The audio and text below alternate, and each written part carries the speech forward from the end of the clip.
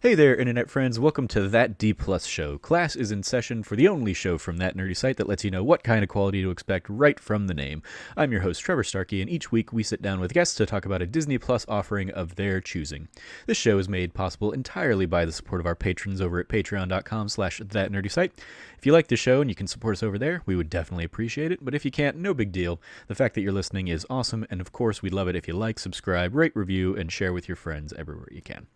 Joining me this week, we have Cameron Abbott back on the show. How you doing, Cameron? Hey, what's going on, nerds?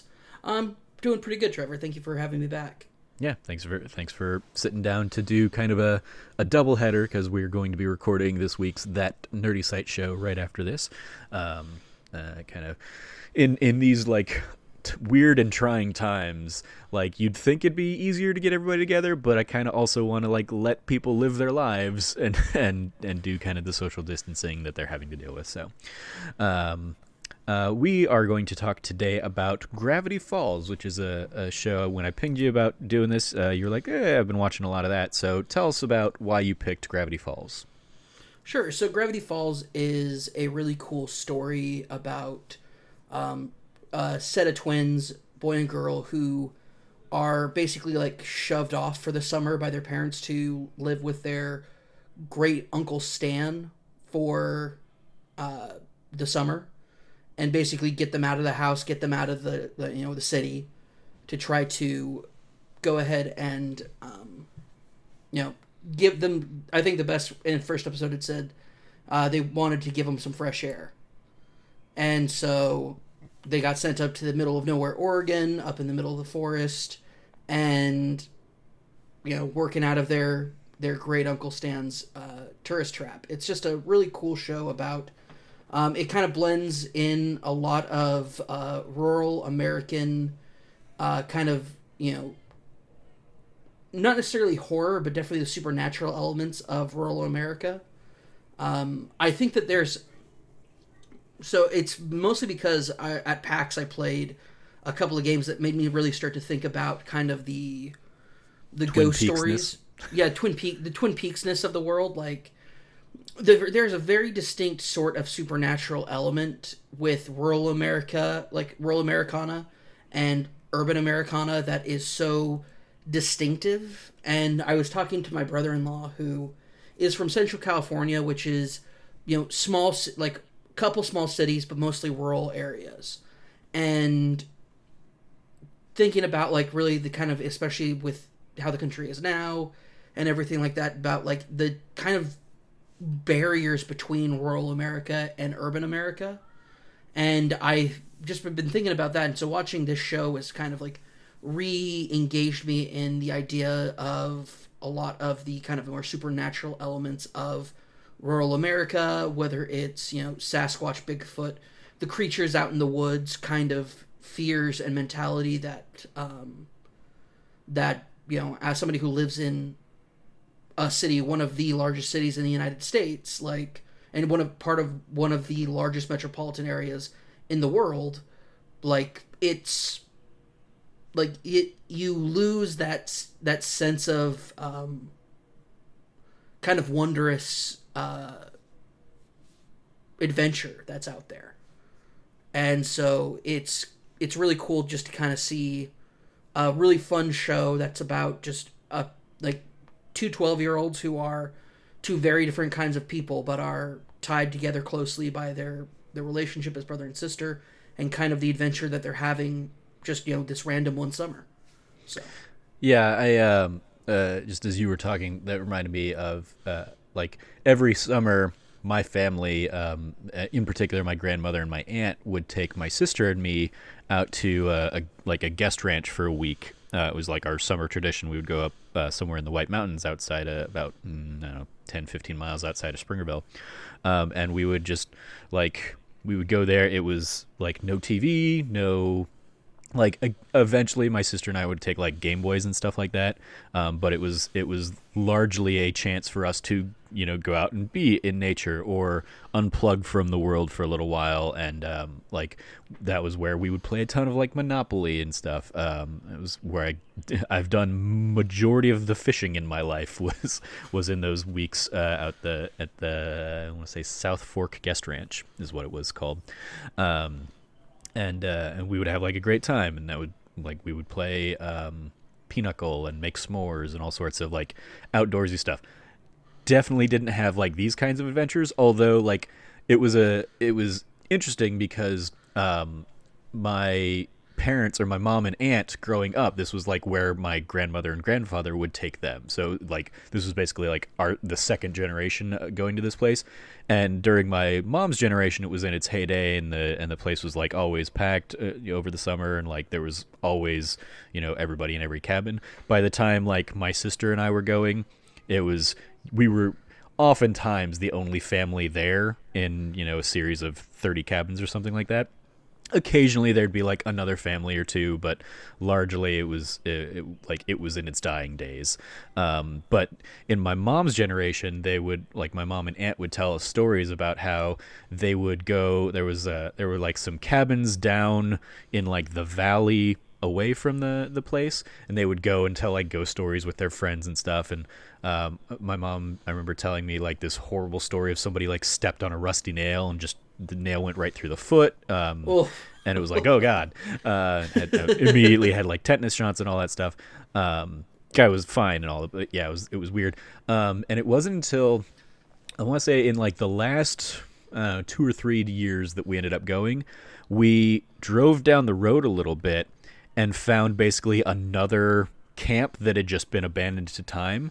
It was called Canyon Cove, and I remember we went back in there and like looked around, and it was like it was definitely not a place I would want to go at night, because going there in bright daylight and stuff was just weird as all hell anyway, because it was just like abandoned buildings. Some still had like wallpaper and stuff, but it was like tearing down, and like kids had obviously gotten to it, and like there was a lot of graffiti and stuff like that. But I remember be like 10-year-old entrepreneurial Trevor wanted to like invest and buy that place and like fix it up and turn it into like a cool place to be or whatever. But yeah, like just those like childhood memories of getting away from everything, going out to nature, and going out there was a lot of fun, and like that's coming back to me here with Gravity Falls kind of in that context. So this is a show that you'd watched at least the first season, and you're catching up kind of on the second season of it now that we've got Disney Plus. This is a show I've never watched. I've seen stuff from it, notably from this first episode. I had seen a gif of the gnome vomiting rainbows. Yeah, that's a pretty popular one. It was a pretty popular meme or something that I had seen from the show. And I've seen like the art style and stuff. So I've seen imagery from Gravity Falls, but this was my first time watching it. I watched the first 4 episodes. I don't remember the name of the 4th one, but today, for the sake of this episode, we're going to probably focus on the first 3: Tourist Trapped, The Legend of the Gobblewonker, and Headhunters. Just for the sake of, because you were originally like, oh yeah, we can probably just do the first episode, and I was like, maybe have a little bit more to talk about, sure, for a full length podcast kind of thing. Before we go, like I wanted to say, like, you bringing up those memories, summer memories, like surged my mind back with all of my family's summer memories. Mm-hmm. So like my dad's was a teacher for most of his career. Yeah, we talked a little bit about some of this stuff on the Goofy movie episode. I remember. The Goofy movie, yeah, being packed up and like heading out. I remember us talking about that. But what I also like, but this in particular, when you mentioned the cabin, like the abandoned cabin site, when I was when I was a teenager, I was going to scout camps over the summer, and like particularly one Geronimo, there is one cabin site area that is actually outside of Geronimo that is where like people go sneak off to like tell ghost stories, and I don't know, it just reminded me of that. I just wanted to bring that up. But yeah good summer camp stories. A little bit of history lesson for this show. The original run of Gravity Falls. Even though it's only 2 seasons, it ran over 4 years. It ran from June 12th, 2012 to February 15th, 2016. Other notable releases in and around the start of the era. The biggest one that jumped out to me was Legend of Korra on Nickelodeon, which is not one that I've watched, but I know everybody sings its praises, and it's up there, of course, along Avatar: The Last Airbender as one of the shining stars of Nickelodeon animation. I will say first season of Legend of Korra, stellar, well thought out, well built, basically a perfect season of television. Mm-hmm. Second and third season, less so. Okay. Well, I've heard people say from start to finish it's amazing. So, but yeah, I've heard in particular kind of what you echo there at the beginning of, like, the first season of Legend of Korra is a flawless season of television.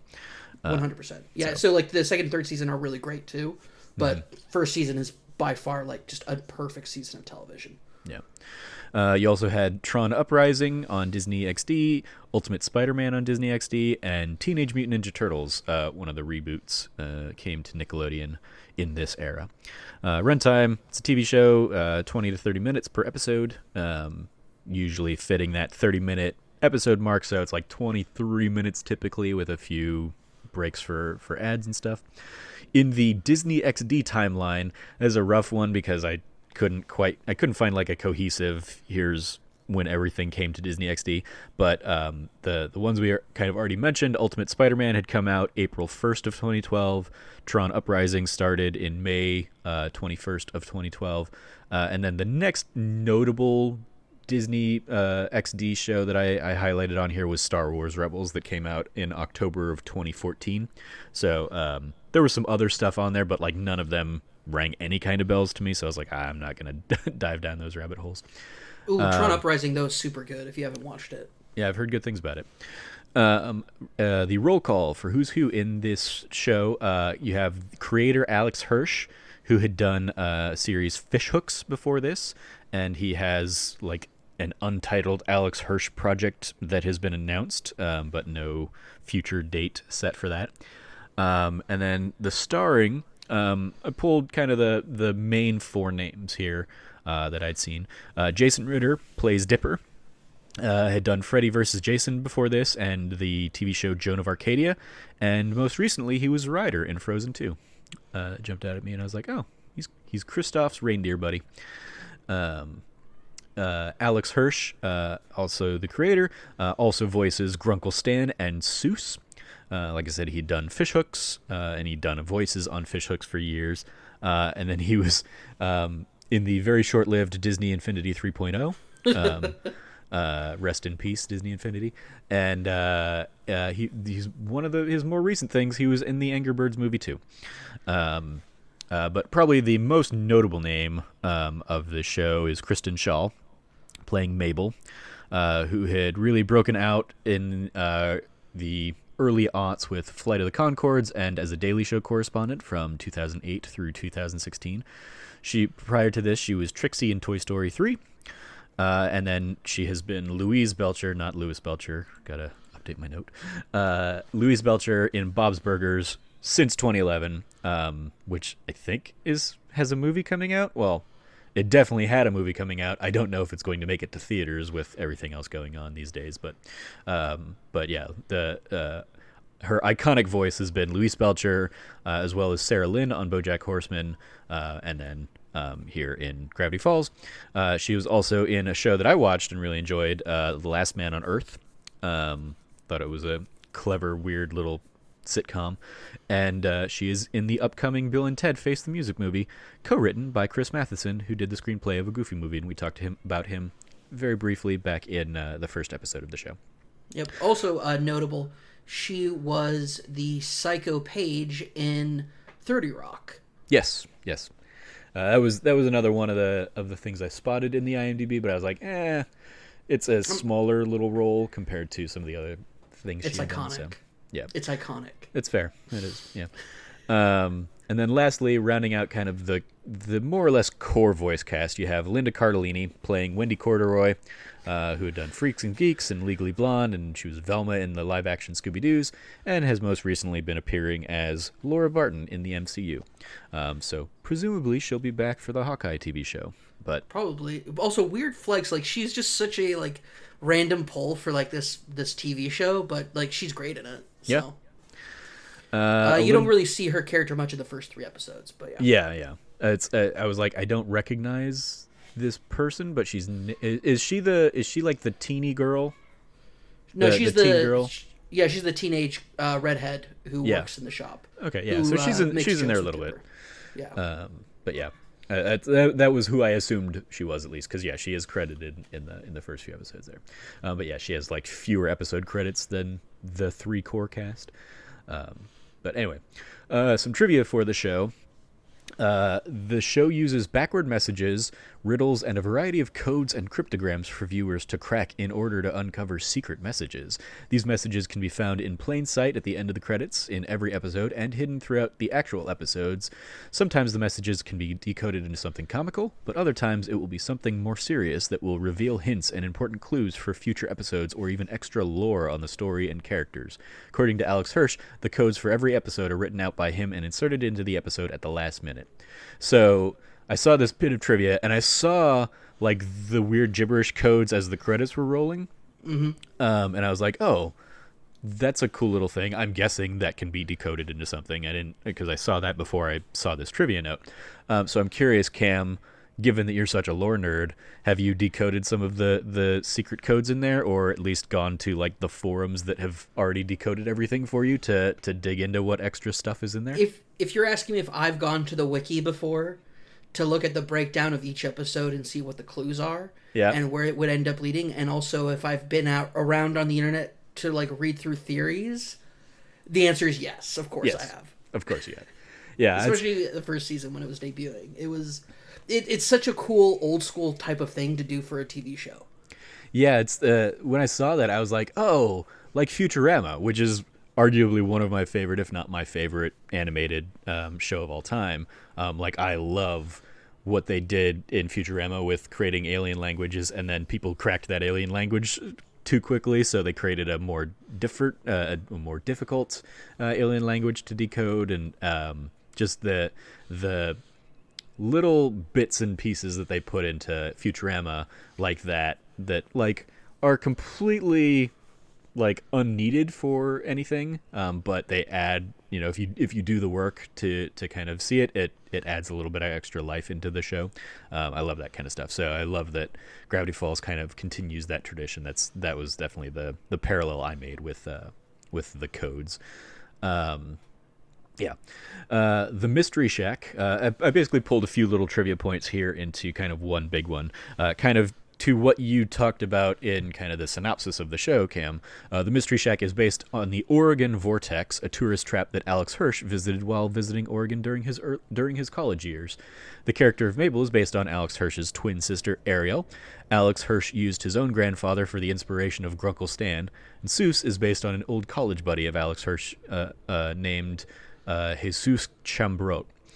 Alex Hirsch based the entire series on the exciting summer he wished he and his twin sister Ariel could have had as children. Since most of their actual summers were pretty boring, Hirsch would spend time daydreaming about encountering gnomes or solving mysteries. And then there's a lot more trivia stuff that I could pull from the IMDb, but some of it started to veer into like the more spoilery things about where the show kind of takes the mysteries and all that kind of stuff. So I was like, okay, I'll leave that out there for other people who want to go and find it. But yeah, so how does the show hold up for you, Cam? Coming back to this. I mean, it's a relatively new show, so it still holds up really well.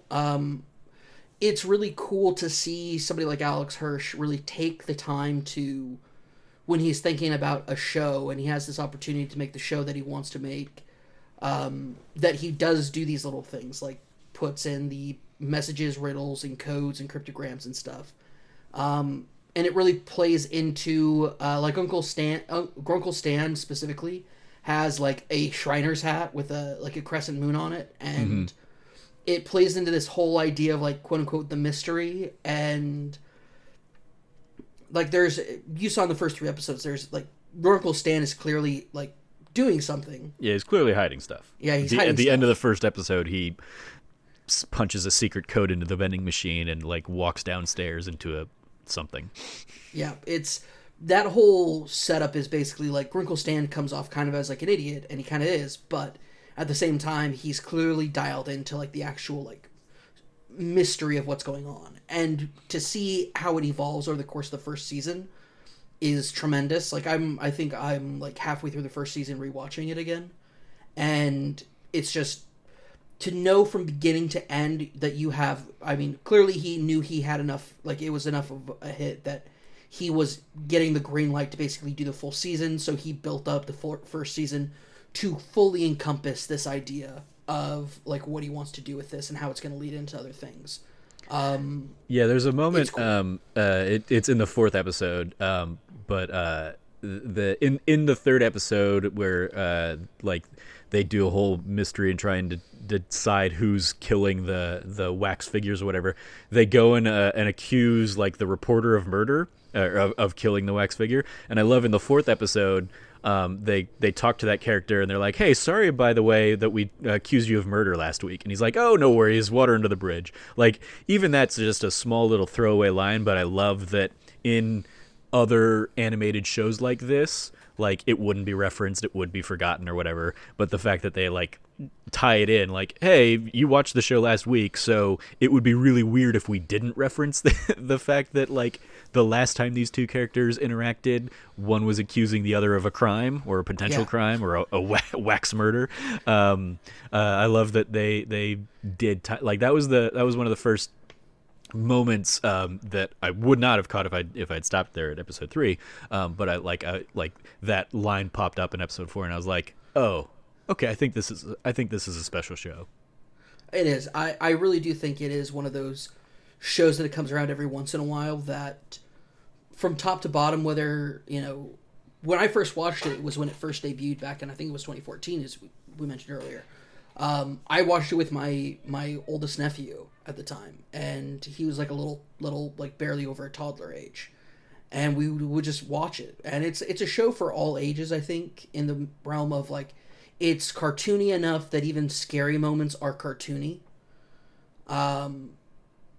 But at the same time, like it has a depth to it that is very special and very interesting, and is clearly like a deep work of passion from the people behind the scenes, and it just comes across with just phenomenal talent, voice talent, you know, bringing these characters to life and giving a sense of really lived in, like a feeling of it being really lived in, even though it's such a fantastical world that you're seeing. Like the gnomes being in the first episode are phenomenal.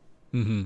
Just so phenomenal. Just the idea of like when you're watching the first part of the episode, you're like, "Oh man, what are they running away from that's so humongous and huge?" And then later you find out that it's just a bunch of gnomes. Yeah. That Voltroned into a giant gnome. Yeah, and I love the redirect or the misdirect of like it being like, oh, a standard zombie story or something.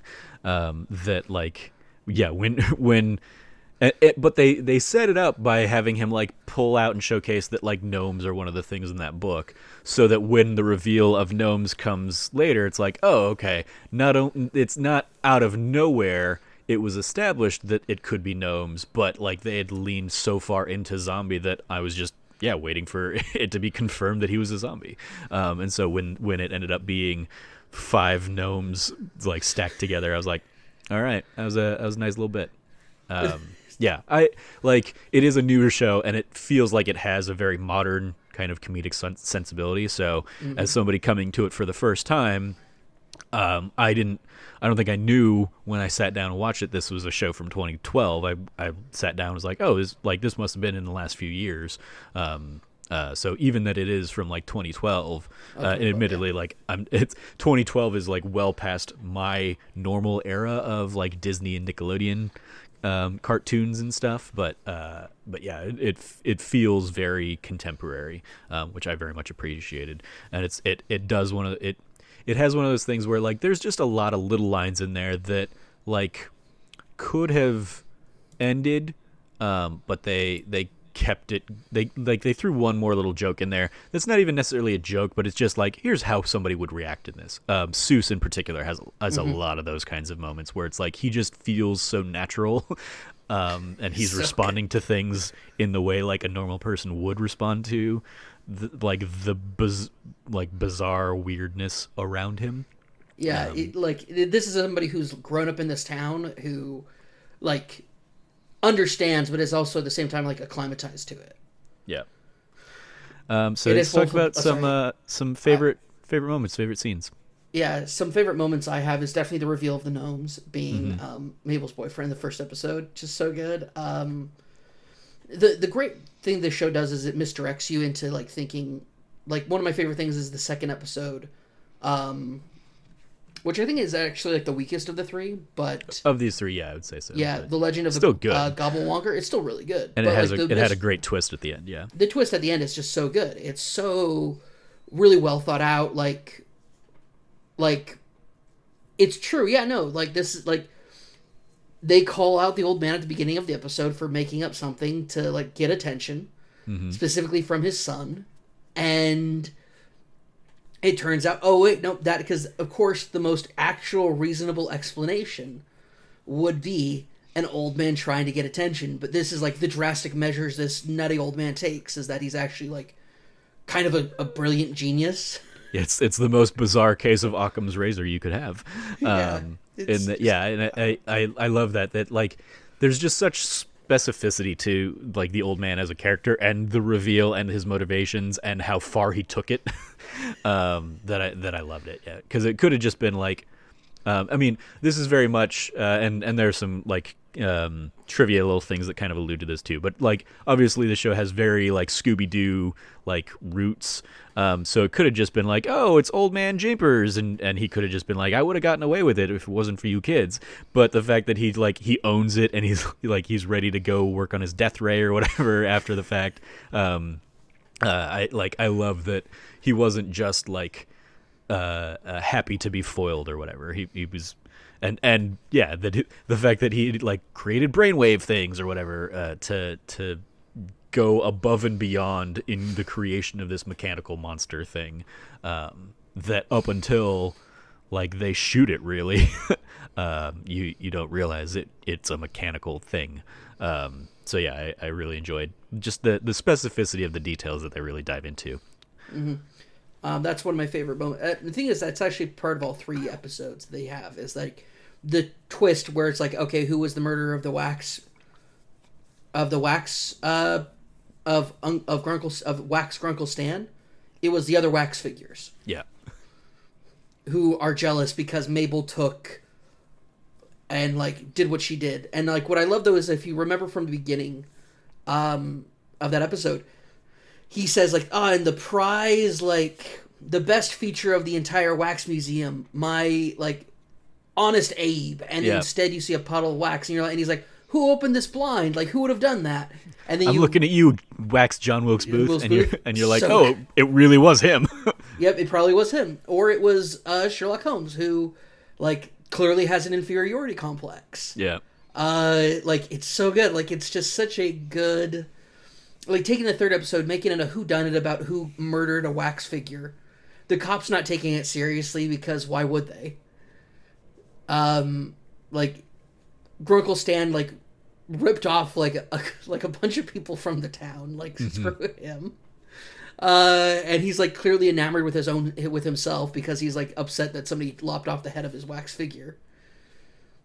Just it's so good on so many levels. It's like it hits so many great points. Yeah, of these three episodes, that one was my favorite. In large part because I loved that twist and that they devote like the whole third act to it. Really, and the fact like that you have John Oliver in there as Wax Sherlock Holmes. You have Coolio playing himself. You have Larry King playing himself. It's just like a weird collection of and Coolio again going back to like Futurama. He had done a lot of like voice stuff for Futurama, so like I love that connection even. But yeah, it was just like the weird little mashup of people that they got as wax figures to come in and do that. It was just a ton of fun, and I loved how like homicidal they all are, and then the various ways that that Dipper and Mabel go into like defeating them. In particular, one like I almost thought they were gonna do it where Sherlock Holmes is out there on like the roof, basically saying like, "Have you seen my magnifying glass?" I thought it was going like, and then like you hear silence for a little bit. I thought like they were going to come back and he was going to have melted himself with the sun through the magnifying glass or something like that. I thought that was what they were setting up, and I was like, that would have been a really clever, like, completely like throwaway thing elsewhere maybe, but and they almost do that when the sun comes up and he like immediately melts from it or whatever. But yeah, I thought it would have been like especially funny if he had like foiled himself by accidentally like burning himself or melting himself with his own magnifying glass, and then like you would have just had Dipper going back and like finding the puddle and piecing together that that's what had happened. But alas, they didn't do fully that, but they almost went there with it. But yeah, that was my favorite episode of the three. But I really did enjoy the gnomes reveal as well. Yeah. Any other favorite moments you want to highlight? Gosh, yeah, the Grunkle Stan basically like accosting everybody on the lake. Oh yeah, that was a good one. Like one of my favorite moments was when he's like talking to the child, and the parents are like, "We will call the cops on you, sir. Like, move away from our child." Mm-hmm.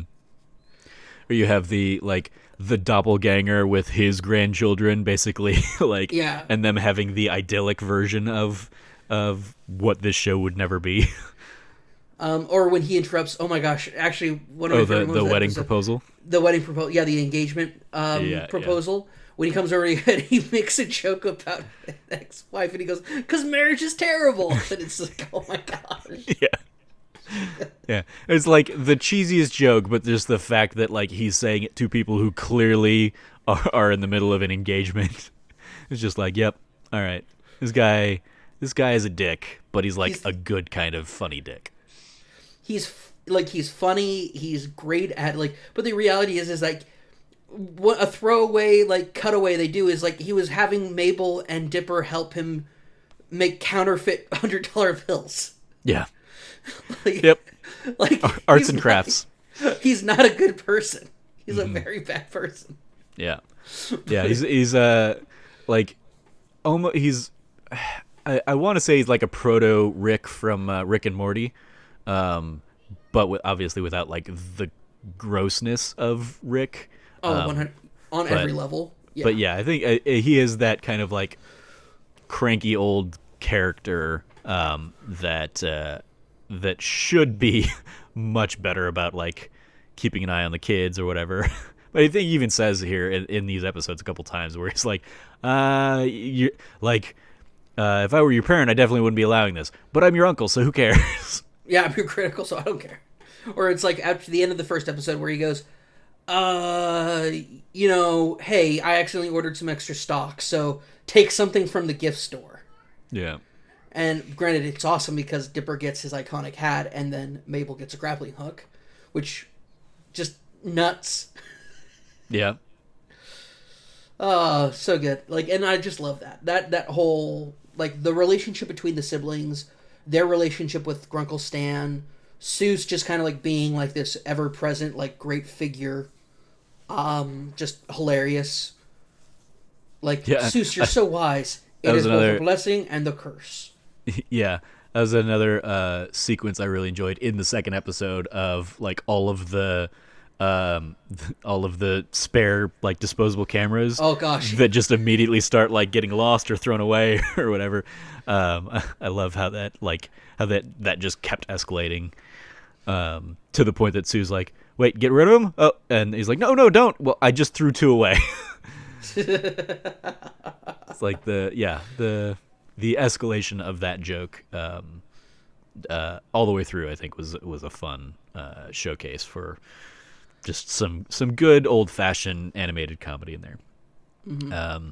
It's interesting because like it's not even like a weakness, but it is just Kristen Schall's like voice is so distinct that I can't help but think like how is Mabel different from Louise versus or Sarah Lynn kind of thing? Like, I guess Sarah Lynn has a little bit more distinct Yeah, I was personality. about to say, I was like, Sarah Lynn's way Yeah, different, dude. but Like, and so but is like Louise. I You'll see. mean, Louise and Mabel both still like both have that like they're always up to something kind of thing. I think Mabel is more sincere in the things she's up to, be it trying to get a boyfriend in the first episode or whatnot, compared to Louise, but who's more chaotic evil. I would say like I guess that's probably it. Is Mabel's probably like chaotic good, Yeah, and one hundred Louise is percent. chaotic evil. Yep. Well, I don't know. Chaotic. I would say Louise is more chaotic neutral. Like Louise might steal your car, but she also might save your life. Like you don't know. Yeah, yeah, that's fair. She's a wild card. Mabel, I feel like I think it's just because of the enthusiasm both characters tend to have. Like the big Louise moments that people remember and think about are when she's kind of going nuts. Mm-hmm. And Mabel is like 100% always at that level of like excitement, but she's also really into things that girls are traditionally into, like, you know, cute sweaters and boys and unicorns and like these things that are like actually like just like innocent young girl things to be interested in. But I think it's that enthusiasm that the voice actress brings to it that is just such a that it's clear that when she's being enthusiastic as Louise, it's that same voice. But for Mabel, that's a constant. Like Yeah. Mabel is a constant excitement. Like, oh, do you like my hickey that he gave me? Oh no, it's okay. I got it from a leaf blower, and it's like Yeah. doing kissing practice with a leaf blower. It's just like it's that sort of stuff. Like so, I think 100%. It's definitely a. I don't say it's a flaw. But it's definitely something to notice. Is that when you have somebody who's that well known as a voice actress, when she is also well known for portraying other characters around that age, especially in a show as popular as Bob's Burgers, and her character being so iconic to that show, without a doubt, like you're gonna run into that. Yeah, it's one of those things like, especially in voice acting, I guess, where there's often an expectation to do other voices or multiple voices, when it is like the person who's really coming in and doing just their natural voice, and Bob's Burgers, of course, has the main guy whose name is escaping me, but who's also like Sterling Archer and stuff, and is just the same voice. H. John Benjamin. Yeah. Like his is another one of those like super iconic voices where he's just doing the same thing, but playing, like those two I think are so much more separate based on like circumstance of the shows. But it is still like the exact same voice that he's doing. He's just doing the same kind of thing. It's his voice. Like I think this distinction between, and I think it's an important distinction to make, is you can have the same voice for multiple characters and still be voice acting differently. Yes, yeah. And I think that is something that kind of people, especially in the modern age of, like, in a post Ice Age world that we live in, where you had a lot of people voice characters using their normal voice and acting the way they do just normally, like people you expect. Like if you were to cast Christopher Walken as a character, such as, I don't know, King Louis in the Jungle Book, he's still Christopher Walken. Mm-hmm. But he's acting like King Louis. Or Yeah. if King Louis was Christopher Walken. Yeah. That's one aspect of it, but then I think you get somebody like H. John Benjamin, who does have a certain aspect of. Archer is somebody who really is like is a very distinct character, versus Bob, who is somebody who, like, I love the little notes of passion Bob has that Archer just doesn't have in his character, especially when it comes to actually like making food. Like, making food to Bob is actually something very special that he takes a lot of pride in, and, like, he doesn't take a lot of pride in his business, but in actually, like, his burgers being good, he takes pride in that, and so he gets a little excited, and that's where H. John Benjamin kind of gets to go into his upper range a little bit with Bob that he doesn't normally get to with Archer. Yeah. Where, And then I think that's the same thing kind of with between Louise and Mabel is Louise can get really excited, but usually that's when she's being very chaotic and very, borderline evil as a small child. Mabel is constantly at that level of excitement because she's a 12-year-old girl who really loves the things she loves, and she's always enthusiastic about whatever she's doing. And she's excitable, but she's also really kind and sweet and like super absurd levels of quirkiness that Luis doesn't have. Luis has wears pink bunny ears. Yeah, but that's about as quirky as she gets. Yeah, that's fair. Yeah, it was no, I think that's a good point coming to this, having seen Bob's Burgers first and watched I've watched, I don't know, 4 or 5 seasons of Bob's Burgers. It's still weird, and it's hard to shake Louise from Mabel, just because of the similar kind of tenor there. But you bring up some very, very solid points. Well, I mean, Louise is such an iconic character. Yeah. It's so hard. I mean, she's a standout iconic character on a show filled with standout iconic characters. Bob's Burger. We could sit here and talk about Bob's Burgers alone for forever. Yeah. But it is not on Disney Plus, so nope. We won't. Not yet, anyway. So yeah, let's go ahead and if we don't have any other favorite moments or scenes, let's dive into the report card. Where would you grade Gravity Falls? A+, easy.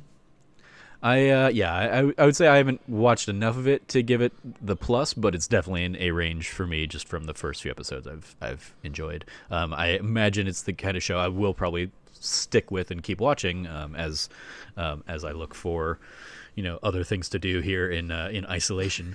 But it's something that I could very easily see going up into A+ range as I get more invested in the mystery and go peruse the wikis myself and see kind of the seeds that they're planting throughout the thing. There was one little trivia thing that I looked that I just don't have nearly enough context to understand fully, but there was a real life scavenger hunt thing that's now at basically one of the real life types of mystery shacks in Oregon.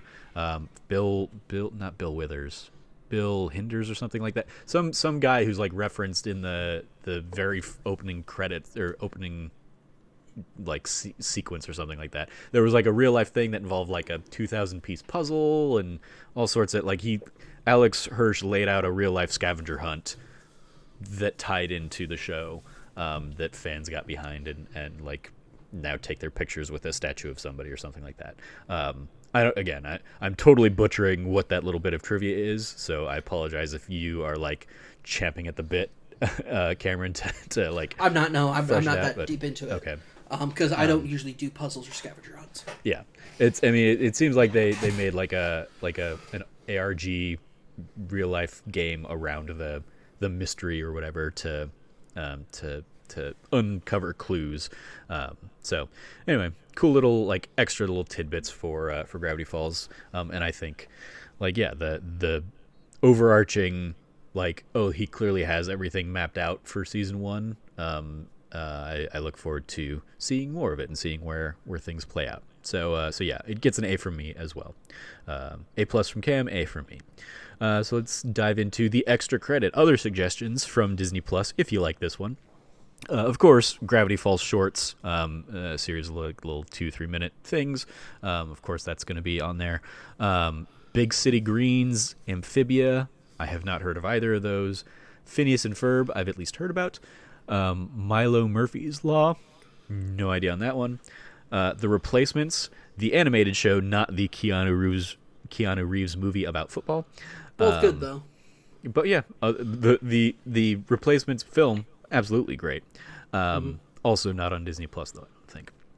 The Proud Family movie, and then rounding out the top 8 there was a Goofy movie, which was our very first episode of this show. So, and I don't remember. I wasn't pulling suggestions from what Disney Plus was suggesting in our first episode. So, it'd be interesting to go back to a Goofy movie and see if it recommends Gravity Falls.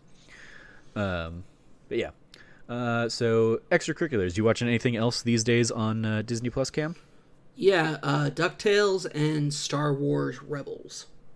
Star Wars Rebels. Okay. Yeah, I'm watching. I'm watching DuckTales and I'm keeping up with the latest season of Clone Wars. How you liking Rebels? Because we had talked. You hadn't watched Rebels before, right? I'd watched the first season of Rebels back when it was coming out, and then I kind of fell off of it. But no, I mean I'm getting to the second season now. It's really good. I'm really liking it. That reminds me. Did you ever continue on with High School Musical, the series? No, I did not. It's gotten to a point now where I'm not really sure how I feel about it. It's weird because I think I kind of binged too much of it too quickly, which is a weird thing to say because I know everybody else was super into it. But there's a lot of the high school cringe stuff that is there's some stuff that goes on that is giving me PTSD from high school. Okay. Just a couple of things. But yeah.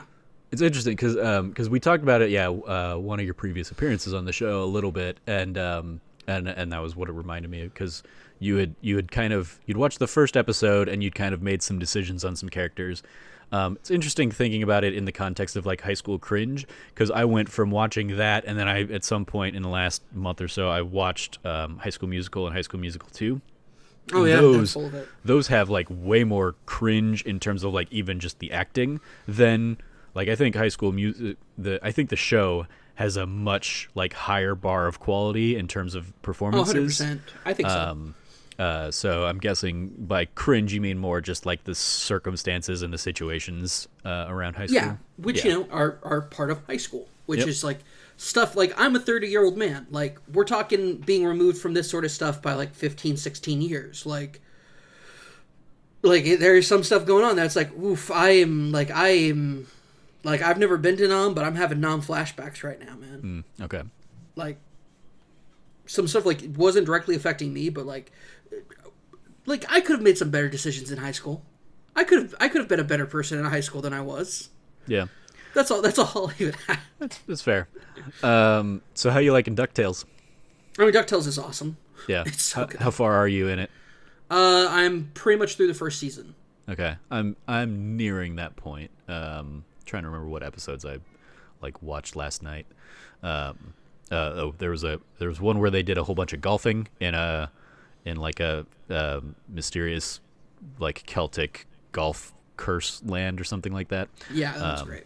I was like, oh, it was funny. And yeah, I'm just it's another one DuckTales and Gravity Falls both fit that this is clearly a contemporary approach to animated comedy and stuff, and I think both of them nail it pretty well. So I look forward to I need to reach out, but there are a couple people out there that pinged and wanted to discuss DuckTales, so maybe we'll get another Brink style episode where we get a whole bunch of people on the show to talk about how great the DuckTales reboot is. Cool. So yeah, that's going to do it for this week's episode of That D Plus Show. Thank you, Cameron, for joining me to talk about Gravity Falls. You can follow Cameron at Rev Cabot. Anything you want to shout out, Cameron? My final pack stuff will probably be going up sometime this week. So cool. Yep. I know that's a bit of a delay, but yeah, people got nothing else to do these days, so there you go. Come check out these previews for games we played a month ago. You can follow me at Trevor J. Starkey. I will shout out. You can see my my review of Ori and the Will of the Wisps. Really enjoyed that game. It definitely had some performance issues, but overall, when I sat down and was really thinking about it, it is an incredible game. So, and I really liked writing up about that one. You can follow all of the latest from everything That Nerdy Site over at That Nerdy Site or thatnerdysite.com on Twitter. If you would like to be part of the show, please go to thatnerdysite.com/D+guest and fill out a little form there talking about what Disney Plus show or movie or whatever you'd like to chat about. If you liked what you heard, please like, rate, review, subscribe, share with your friends, and all that fun stuff. And if you feel so inclined, please, you could always support us on Patreon over at patreon.com/thatnerdysite. Thank you again, Cameron, for joining me. As always, thank you, listeners. Stay nerdy, be good to each other, class dismissed.